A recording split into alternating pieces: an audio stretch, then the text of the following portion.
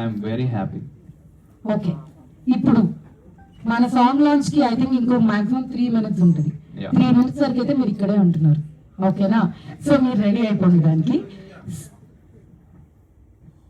So ఇంకొక question అడుగుతాను. మీరు బిగ్ బాస్ లో చూపించాలనుకుని చేయలేని ఆర్ చెప్పలేని మాట కానీ పాట కానీ ఏదైనా ఉంటే ఇప్పుడు మాకు చెప్పేయండి. అన్ని చూపించేసి చెప్పకండి. 100% ఏదో ఒక హిడెన్ టాలెంట్ ఉండే ఉంటుంది. బిగ్ బాస్ లో అయితే నేను సింగర్ గా ఏమీ పాడలేదు. లేదండి, నేను పాడితే అందరూ ఇక్కడి నుంచి లేచి వెళ్ళిపోతారు. కాదండి, హిడెన్ టాలెంట్ అన్నప్పుడు బిగ్ బాస్ లో పాడలేదు అన్నారు అంటే మీకు సింగింగ్ వచ్చానే కదా. ఏదో ఒక రవ్వ, ఆ రవ్వనే పాడండి, నేను వెతుక్కుంటా. నీ కోసం నేనుంటే, నా కోసం నువ్వు ఉంటే చాలు కదే, నా గుండెల్లో పెట్టుకొని కల్లో పెట్టి చూసుకుంటా రాని భలే. నెక్స్ట్ అయిపోయింది. మీ పాట అసలు ఇన్స్టాగ్రామ్ లో ఎంత ట్రెండ్ అయింది, ఎంత మంది రీల్స్ చేశారు దానిపైన. తర్వాత నేను వెళ్ళి విన్నాను. అలా ఇన్స్టాగ్రామ్ లో పాపులర్ చాలా కొన్ని సాంగ్స్ అయితే యూట్యూబ్ లో అమేజింగ్ హిట్ అయిపోయినా ఇన్స్టాగ్రామ్ వరకు నిజంగానే ఎక్కువ రీల్స్ చేస్తే ఆపర్చునిటీ ఉండకపోవచ్చు. బట్ మీ సాంగ్ కి రీల్స్ అదిరిపోయాయి, మీకు వ్యూవర్షిప్ యూట్యూబ్ లో అదిరిపోతుంది. అసలు మీరు అలా Cloud9 లో ఉన్నారా లేకపోతే వచ్చేసారా? నార్మల్ గా తిరిగేస్తున్నారు మాతో పాటు. ఓకే, అంటే మన ఇండస్ట్రీలో సర్వైవ్ అవ్వాలంటే కీప్ ఆన్, మనం మనల్ని ఎన్హాన్స్ చేసుకుంటూ ఉండాలి.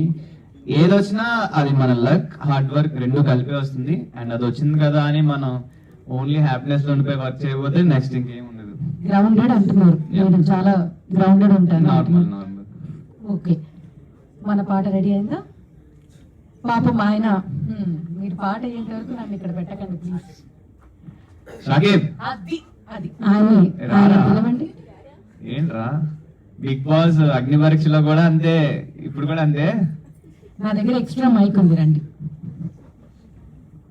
కూడా మనోడే ఇచ్చాడు. లేదు, ఎంత వద్ద అనుకున్నా రండి రమ్మని పిలుస్తున్నారు. ఏం మాట్లాడడం దానికి ఎందుకు పిలుస్తున్నారు?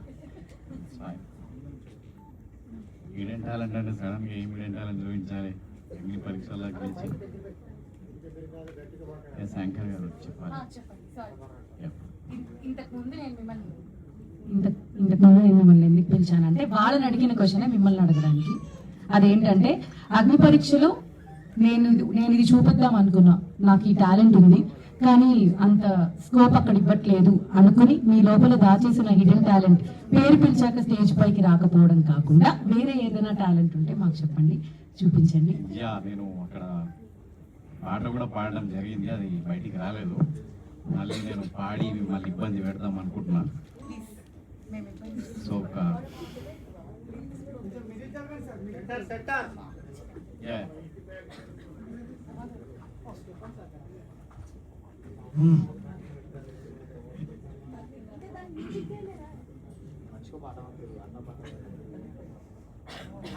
చేద్దామని అనుకుంటున్నా, అది ఎట్లా వస్తుంది అనేది తెలియదు.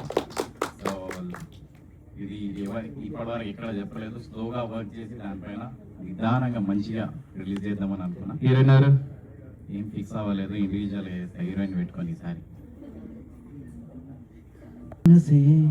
నీకోసం వెతికి అలసి నీ వైపే నా అడుగుల పయనం సాగినే, నా హృదయం నా మాటే వినదే అసలే వినది, నీ ప్రేమే దొరికాకే దిగులే తీరులే.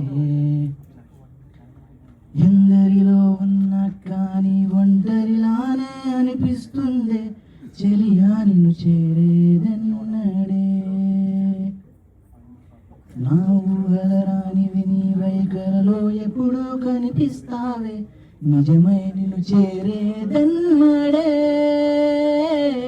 డ్రీమ్ గర్ల్ లలలా లలలా, డ్రీమ్ గర్ల్ లలలా లలలా, డ్రీమ్ గర్ల్ లలలా మాయదో చేసావే. డ్రీమ్ గర్ల్ లలలా లలలా, డ్రీమ్ గర్ల్ లలలా లలలా, డ్రీమ్ గర్ల్ లలలా నిజమైనను చేరగరావే. Still I'm working on my vocal. ఏదో కొంచెం కంగారు టెన్షన్. లిరిక్స్ ఎవరు రాశారు, నువ్వేనా? ఏ జనరేట్ చేసింది. అది కూడా ఒక ఆర్ట్, ఏతో ఎట్లా జనరేట్ చేయించాలనేది కూడా ఒక ఆర్ట్. అదొక మన దగ్గర చేతులు ఉన్నది, దాన్ని వాడుకోండి అందరూ.